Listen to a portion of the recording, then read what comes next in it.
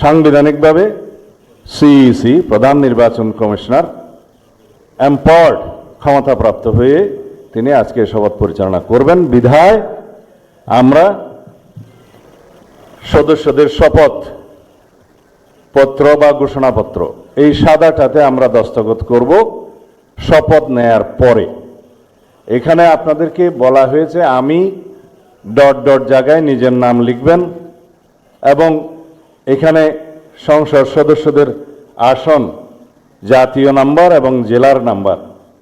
Suppose আমার number হচ্ছে 294 কক্সবাজার 1, সেটা লিখতে হবে। এখানে নিচে আছে নির্বাচনী এলাকার নম্বর, স্বাক্ষর এই জায়গায়। এর বাইরে আরেকটি এই স্কাই, এটা সবুজ না স্কাই, নীল কালার যে ফর্মটা আছে, এটা সংবিধান সংস্কার পরিষদ সদস্যদের শপথ ফর্ম। আমরা কেউ সংবিধান সংস্কার পরিষদের সদস্য হিসেবে নির্বাচিত হইনি এবং সংবিধানে এটা এখনো ধারণ করা হয়নি। গণভোটের রায় অনুযায়ী সংবিধান সংস্কার পরিষদ গঠিত হলে সেটা সংবিধানে আগে ধারণ করতে হবে এবং সংবিধান সংস্কার পরিষদের সদস্যকে কে শপথ নেওয়াবেন সেটা বিধান করতে হবে এবং কোন এরকম ফর্ম এটা সংবিধানে নেই।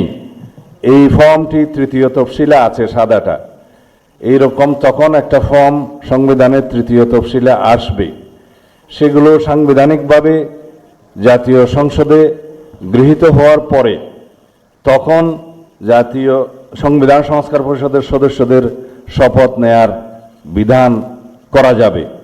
বিধায় আমরা এখন সাংবিধানিকভাবে এই পর্যন্ত আমরা এসেছি, আমরা সংবিধান মেনে এই পর্যন্ত চলছি এবং আশা করি সামনের দিনেও চলব।